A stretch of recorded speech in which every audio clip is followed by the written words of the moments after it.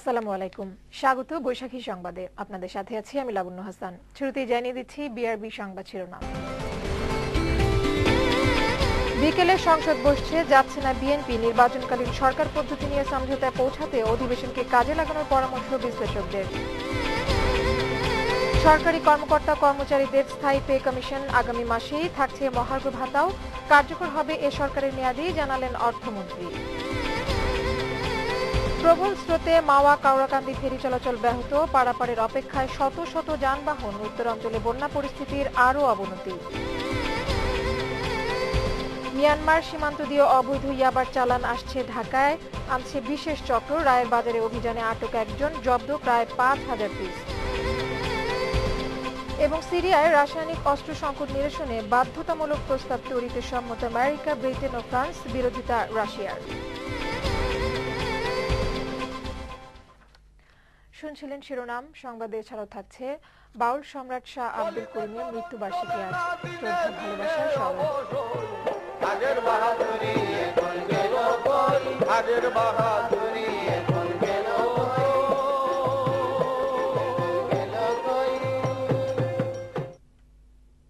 অগ্রণী bank limited, দেশ ও জাতির সেবায় প্রতিশ্রুতিবদ্ধ।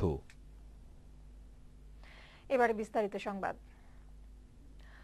রাজনৈতিক সংকট নিরসনের সম্ভাবনা ও প্রত্যাশা নিয়ে বিকেলে বসছে নবম জাতীয় সংসদের অধিবেশন। এটাই হতে পারে এই সংসদের শেষ অধিবেশন। নির্বাচনকালীন সরকার ব্যবস্থা নিয়ে সমঝোতায় পৌঁছাতে তাই এই অধিবেশনকে কাজে লাগানোর পরামর্শ দিলেন রাজনৈতিক বিশ্লেষক ও সুশীল সমাজের প্রতিনিধিরা। আর তা না হলে দেশে রাজনৈতিক সংঘাতের আশঙ্কা করছেন তারা। আরো জানাচ্ছেন গোলাম মোর্শেদ। নবম জাতীয় সংসদে যাত্রা শুরু হয়েছিল ২০০৯ সালের ২৫ জানুয়ারি। নানান ঘটনার মধ্য দিয়ে নবম সংসদ পার করেছে ৪.৫ বছরের বেশি সময়। গত ১৮টি অধিবেশনে মোট কার্যদিবস ছিল ৩৯৪। বিভিন্ন সময় বিরোধী দলে যোগ দেয়া না দেওয়ার মধ্যে পুরো সময় তাদের উপস্থিতি ৭৫ দিন। ৮৩ দিন অনুপস্থিতির পর গেল বাজেট অধিবেশনে যোগ দেয় বিরোধী দল। এর মধ্যে সংবিধানের পঞ্চদশ সংশোধনের মাধ্যমে তত্ত্বাবধায়ক সরকার ব্যবস্থা বাতিলের পর আগামী নির্বাচন নিয়ে শঙ্কা এখন সব মহলে। রাজনৈতিক অনিশ্চয়তা কাটাতে সম্ভাব্য শেষ অধিবেশনকে কাজে লাগানোর পরামর্শ সুশীল সমাজের। এই অধিবেশনটি অত্যন্ত গুরুত্বপূর্ণ। যে কাজগুলি শুধু সংসদই করতে পারে, বাইরে আলোচনায় সম্ভব না, সেই কাজগুলি কিন্তু সংসদেই করতে হবে। সেই জন্যেই এই সংসদ যদি একবার শেষ হয়ে যায়, যদি রাষ্ট্রপতি যদি সংসদকে যদি প্রোরগ করা বলে যেটাকে, তাহলে পরে কিন্তু আর সেই সুযোগটা থাকবে না। কাজেই এই শেষ অধিবেশনের সুযোগ সরকারকে গ্রহণ করা উচিত। নির্বাচনকালীন সরকার ব্যবস্থা নিয়ে যে রাজনৈতিক সংকট সংবিধানের ভেতর থেকে কিংবা সংশোধনীর মাধ্যমে তা নিরসন সম্ভব বলে মনে করেন তত্ত্বাবধায়ক সরকারের সাবেক উপদেষ্টা ডক্টর আকবর আলী খান। তবে এজন্য প্রধান দুই রাজনৈতিক দলের সদিচ্ছার উপরই জোর দেন তিনি। সংবিধান সংশোধন করে সমস্যার সমাধান হবে না সংবিধানের ভেতরে সমস্যার সমাধান হবে, এ ব্যাপারে রাজনৈতিক দলগুলির মধ্যে আলাপ আলোচনা দরকার। এবং তারা যদি একমত হন তাহলে পরে আইনগত কোনো প্রতিবন্ধকতা দাঁড়াবেন না। আর তারা যদি একমত না হন তাহলে পরে বাইরের কোনো শক্তি, সেটা দেশের বাইরের কোনো শক্তি হোক আর দেশের ভিতরের রাজনৈতিক বাইরের শক্তি হোক, কেউ কিছু করতে পারবে না। গণতান্ত্রিক ধারা অব্যাহত রাখতে সংকট উত্তরণে সংসদের এই অধিবেশনকে প্রধান দুই রাজনৈতিক জোট গুরুত্বের সাথে নেবেন, এমনটাই আশা করছেন সুশীল সমাজের প্রতিনিধিরা। গোলাম মোর্শেদ, বৈশাখী নিউজ, ঢাকা। এদিকে বিএনপির স্থায়ী কমিটির সদস্য ব্যারিস্টার মওদুদ আহমদ জানিয়েছেন, বিরোধী দল সংসদ বর্জন করেনি, আজ অধিবেশনে যোগ না দিয়ে সরকারের কর্মকাণ্ড পর্যবেক্ষণ করছে। পরিবেশ তৈরি হলে বিএনপি যে কোনো সময় সংসদে যোগ দেবে বলেও জানান তিনি। দুপুরে জাতীয় প্রেস ক্লাবে স্বাধীনতা ফোরাম আয়োজিত আলোচনা সভায় তিনি এসব কথা বলেন। এ সময় নির্বাচনকালীন সরকারের রূপরেখা নিয়ে সংলাপের উদ্যোগ সরকারকেই নিতে হবে বলে জানান মওদুদ। নির্বাচনে সুষ্ঠু পরিবেশ তৈরি না হলে বিএনপি আন্দোলনের মাধ্যমে নির্দলীয় সরকারের দাবি আদায় করা হবে বলে হুঁশিয়ারি দেন বিএনপির এই সিনিয়র নেতা। আমরা এই সংসদ অধিবেশন বর্জন করি নাই, আমরা এই সংসদ অধিবেশনে যেতে চাই, কিন্তু আমরা আজকে যাব না। আমরা দেখব, অনুবীক্ষণ করব, পর্যবেক্ষণ করব সরকারের আগামী দিনে সরকার কি কোন রকমের সমঝোতার জন্য নতুন পরিবেশ সৃষ্টি করবে কি করবে না। গণতান্ত্রিক প্রক্রিয়ায় সহিংসতার কোনো স্থান নেই বলে জানিয়েছেন মার্কিন রাষ্ট্রদূত টেন ডব্লিউ মসিনা। বাংলাদেশে কি ধরনের সরকারের অধীনে জাতীয় নির্বাচন হবে তা এদেশের রাজনীতিকদেরই ঠিক করতে হবে বলে জানান তিনি। বলেন, সংলাপের মাধ্যমে নিরপেক্ষ ও সুষ্ঠু নির্বাচনের পথ বেছে নিতে হবে। সুনামগঞ্জে দুদিনের সফর শেষে সকালে শহরের সুরমা ভ্যালিতে সংবাদ সম্মেলনে এসব কথা বলেন তিনি। বাংলাদেশকে জিএসপি সুবিধা পেতে রানা প্লাজা কিংবা তাজরিন ফ্যাশনের মতো দুর্ঘটনার পুনরাবৃত্তি হবে না তা নিশ্চিত করতে হবে বলে জানান মার্কিন রাষ্ট্রদূত। The issue is for Bangladesh to find its own way forward, and Bangladeshis know how to find that way forward. It will begin with constructive dialogue. সরকারি কর্মকর্তা কর্মচারীদের জন্য আগামী মাসে স্থায়ী পে কমিশনের গেজেট প্রকাশিত হবে বলে জানিয়েছেন অর্থমন্ত্রী আবুল মাল আব্দুল মুহিত। বর্তমান সরকারের মেয়াদেই মহার্ঘ ভাতা দেওয়া হবে বলেও জানিয়েছেন তিনি। সকালে সচিবালয়ে বাংলাদেশ গ্রাম পুলিশ কর্মচারী ইউনিয়নের সাথে বৈঠক শেষে সাংবাদিকদের প্রশ্নের জবাবে একথা জানান অর্থমন্ত্রী। 24 জানুয়ারি পর্যন্ত সংসদ বহাল থাকবে বলে জানিয়ে অর্থমন্ত্রী বলেন, 1/11 অভিজ্ঞতা সুখকর নয় বলেই এবার অন্তর্বর্তীকালীন সরকারের কাঠামো ভিন্ন হবে। প্রধানমন্ত্রী সেই সরকারের প্রধান থাকবেন বলে জানান অর্থমন্ত্রী। অক্টোবরের মাঝামাঝি জাতীয় সম্প্রচার নীতিমালা প্রণয়ন করা হবে বলে জানালেন তথ্যমন্ত্রী হাসানুল হক ইনু। এর আগে সব পক্ষের মতামত নিয়ে যাচাই বাছাই শেষে চলতি মাসের শেষ নাগাদ চূড়ান্ত করা হবে এই নীতিমালার খসড়া। লন্ডন সফর শেষে সকালে ঢাকায় ফিরে শাহজালাল আন্তর্জাতিক বিমানবন্দরের ভিআইপি লাউঞ্জে ব্রিফিং এ তিনি কথা জানান। লন্ডনে অবস্থানকালে গত সোমবার তার উপর হামলার জন্য বিএনপি জামাত জোটকে দায়ী করলেন তথ্যমন্ত্রী। এটা কি রাজনৈতিক হামলা? বাংলাদেশে এই মুহূর্তে গণতন্ত্রের জন্য, আইনের শাসনের জন্য বিপজ্জনক হয়ে উঠেছে সাম্প্রদায়িক জঙ্গিবাদী যুদ্ধ অপরাধী চক্র, সশস্ত্র জামাতি চক্র এবং তাদের দোসর এবং পৃষ্ঠপোষক বিএনপি। সুতরাং এই বিএনপি ও সাম্প্রদায়িক এই চক্রের পক্ষ থেকে এই রাজনৈতিক হামলা হওয়ার সম্ভাবনাই রয়েছে বলে আমি মনে করি। সাভারে ভবন ধসে ক্ষতিগ্রস্তদের আর্থিক সহায়তা দিয়েছেন প্রধানমন্ত্রী শেখ হাসিনা। পাশাপাশি তিনি রানা প্লাজা দুর্ঘটনায় ক্ষতিগ্রস্তদের সহায়তায় প্রধানমন্ত্রীর ত্রাণ তহবিলে বিভিন্ন প্রতিষ্ঠানের দেয়া অনুদান গ্রহণ করেন। সকালে তার তেজগাঁ কার্যালয়ে ক্ষতিগ্রস্তদের 8ম পর্যায়ের আর্থিক সহায়তার চেক হস্তান্তর করেন প্রধানমন্ত্রী। পরে সাভার ভবন ধসে ক্ষতিগ্রস্তদের জন্য তথ্য মন্ত্রণালয়, বৈশাখী টেলিভিশন ও কমিউনিটি হাসপাতাল সহ বিভিন্ন প্রতিষ্ঠানের পক্ষ থেকে দেয়া অনুদান ও অনুদানের চেক গ্রহণ করেন প্রধানমন্ত্রী। এদিকে রানা প্লাজা দুর্ঘটনায় উদ্ধার কাজ ও চিকিৎসা সেবায় হাসপাতাল ও ক্লিনিক সহ যেসব প্রতিষ্ঠান তাৎক্ষণিক এগিয়ে এসেছে তাদেরকে সম্মানসূচক সহায়তা প্রদান করেন প্রধানমন্ত্রী।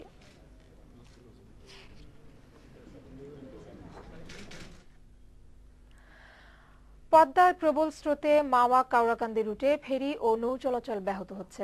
সকাল থেকে এই রুটে 5টি ফেরি দিয়ে যানবাহন পারাপার শুরু হলেও 3 গুণ সময় নিয়ে পদ্মা পাড়ি দিতে হচ্ছে। এ কারণে ঘাটের দুপারে আটকা পড়েছে কয়েকশো যানবাহন। চরম দুর্ভোগ পোহাতে হচ্ছে যাত্রী ও কাঁচামাল ব্যবসায়ীদের। এদিকে প্রবল স্রোতের কারণে মাওয়া লঞ্চঘাট এলাকায় দেখা দিয়েছে নদী ভাঙন।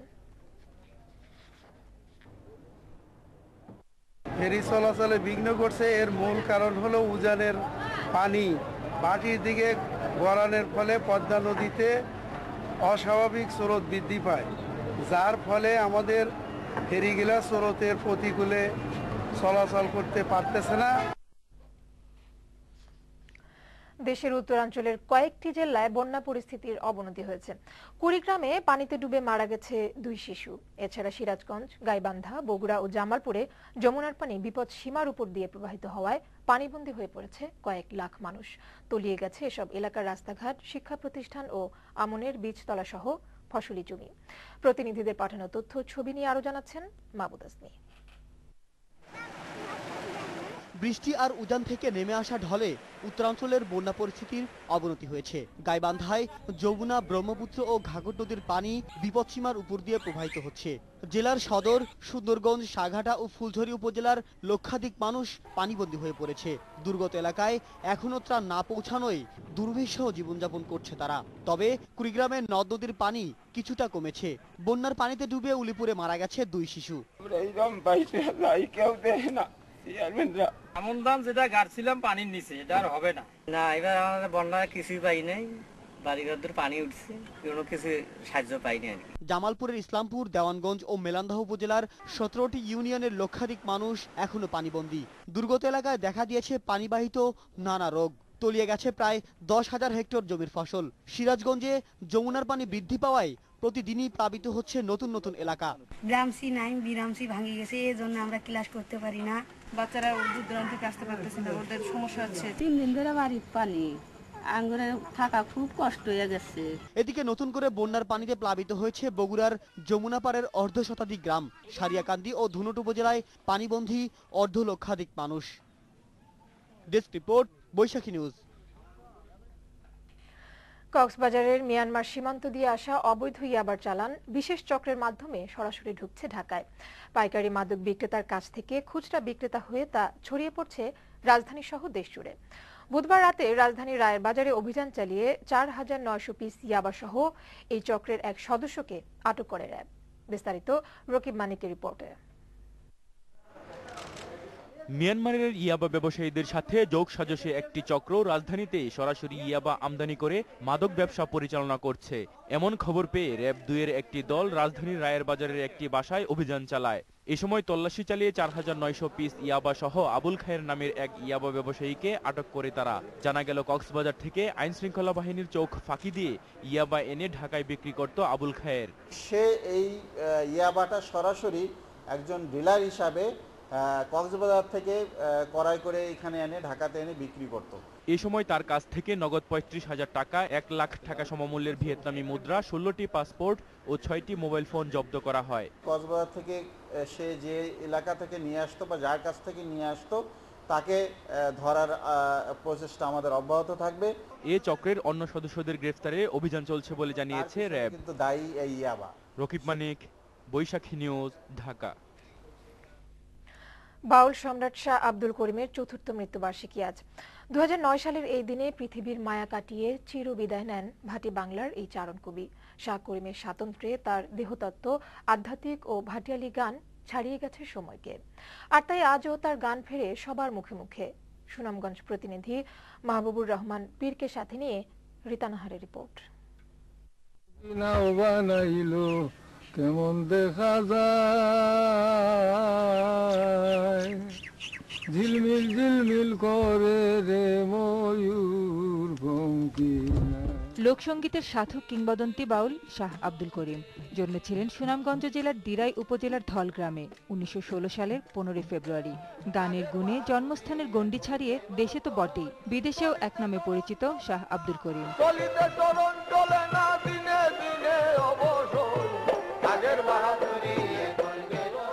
আবহমান বাংলা আর হাওরের সংস্কৃতি নতুন মাত্রা পেয়েছে তার গানে।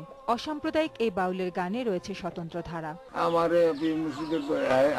অভিজ্ঞতা আমার উপর বাউল সম্রাট আব্দুল করিম যেসব গান রচনা করেছেন, গেয়েছেন, তার মধ্যে রয়েছে দেহতত্ত্ব, ভাটিয়ালি, জারি, শাড়ি, মুর্শিদি, মরমিয়া, ধামাইল গীত, বিচ্ছেদী, গণসঙ্গীত ও আধ্যাত্মিক।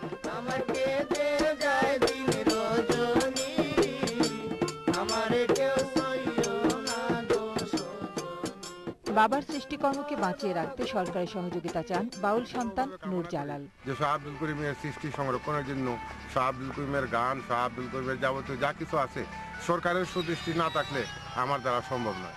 সাধনার সর্বোচ্চ স্বীকৃতি 21 পদক সহ আরো বহু পদক ও সম্মাননা পেয়েছেন এই বাউল সম্রাট।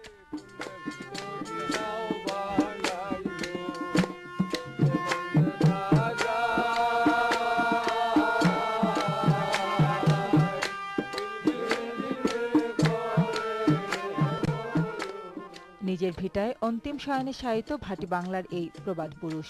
তবে নিজ গানের মধ্য দিয়ে অসংখ্য ভক্তের হৃদয়ে তিনি বেঁচে থাকবেন হাজার বছর। রিতানাহার, বৈশাখী নিউজ।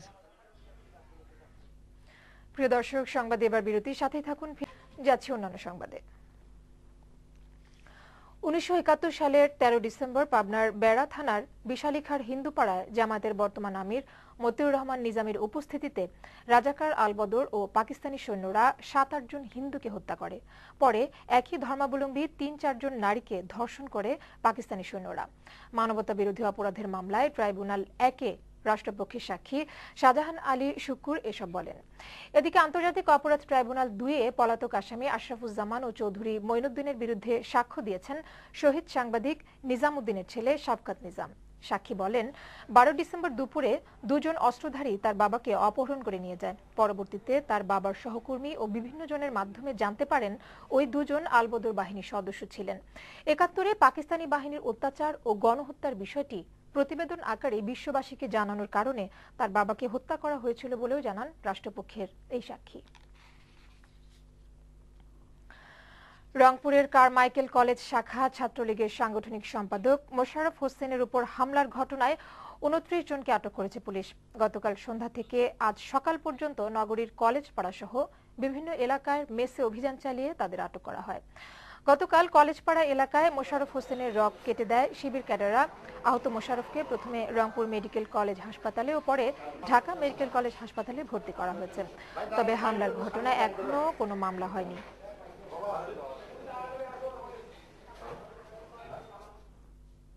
জানাবো আন্তর্জাতিক সংবাদ।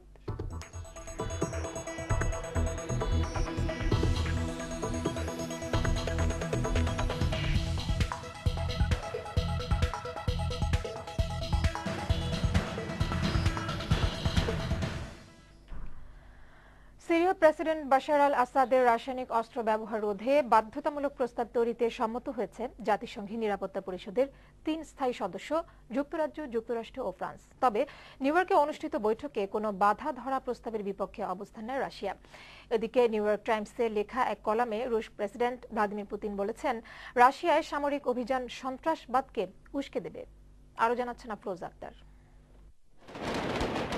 সিরিয়া ইস্যুতে ক্রমেই মতভেদ বাড়ছে পরাশক্তিগুলোর। এরই ধারাবাহিকতায় সিরীয় সরকারের রাসায়নিক অস্ত্রের ব্যবহার নিয়ন্ত্রণে নিরাপত্তা পরিষদে ওঠা প্রস্তাবেও দ্বিধাবিভক্ত ভেটো ক্ষমতার দেশগুলো। আসাদ সরকারের রাসায়নিক অস্ত্র ব্যবহার বন্ধে একটি বাধ্যতামূলক প্রস্তাবের পক্ষে যখন যুক্তরাষ্ট্র, যুক্তরাজ্য, ফ্রান্স, তখন ভিন্ন মত রাশিয়ার। মস্কো বলছে কোনো ধরনের বাধা ধরা প্রস্তাবের পক্ষে নয় তারা।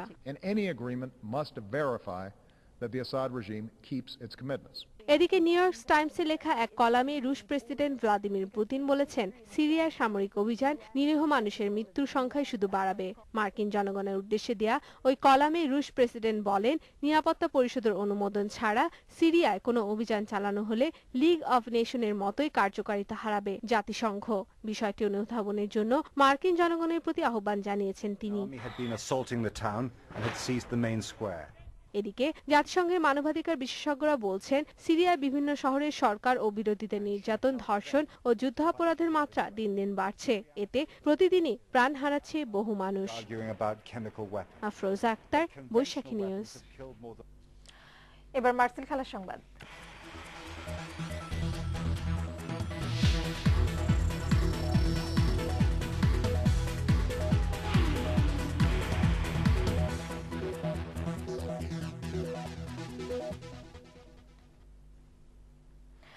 €100 মিলিয়ন রিয়াল মাদ্রিদে যোগ দেয়া ফুটবলার গ্যারেথ বেল পুরো ম্যাচ খেলার মতো ফিট নন বলে মনে করেন ওয়েলসের কোচ ক্রিস কোলম্যান। ইংল্যান্ডের এই কোচ মনে করেন, বেল যদি পুরো 90 মিনিট খেলতে না পারেন তাহলে রিয়াল মাদ্রিদই ক্ষতির মুখে পড়বে। বুধবার FIFA.com এর সাথে এক সাক্ষাৎকারে ওয়েলস জাতীয় দলের কোচ কোলম্যান জানান, আগামী শনিবার যদি ভিলারিয়ালের বিপক্ষে বেল মাঠে নামেন তাহলে সে পুরো ম্যাচ খেলতে পারবেন না, কারণ পুরো 90 মিনিট খেলার মতো ফিটনেস এখনো নেই বেলের। সে সর্বোচ্চ 45 মিনিট খেলতে পারবে। এই মৌসুমে মাত্র 4টি অনুশীলন সেশনে অংশ নিয়েছেন Gareth Bale. Record €100 million Tottenham ছেড়ে রিয়াল মাদ্রিদে যোগ দিয়েছেন বেল। ভারতীয় ভিসা পাচ্ছে না পাকিস্তানের cricketer league champion Faisalabad Wolves. Champions league টি-20 বাছাই পর্ব খেলতে আগামী 17 সেপ্টেম্বর ভারতে যাওয়ার কথা দলটির, কিন্তু ভিসা জটিলতায় অনিশ্চয়তা দেখা দিয়েছে ফয়সালাবাদ উলফসের। ভারত যাওয়া নিয়ে জাতীয় একটি গণমাধ্যম জানিয়েছে, পাকিস্তানের এই দলটিকে ভিসা দিতে নারাজ ভারত সরকার।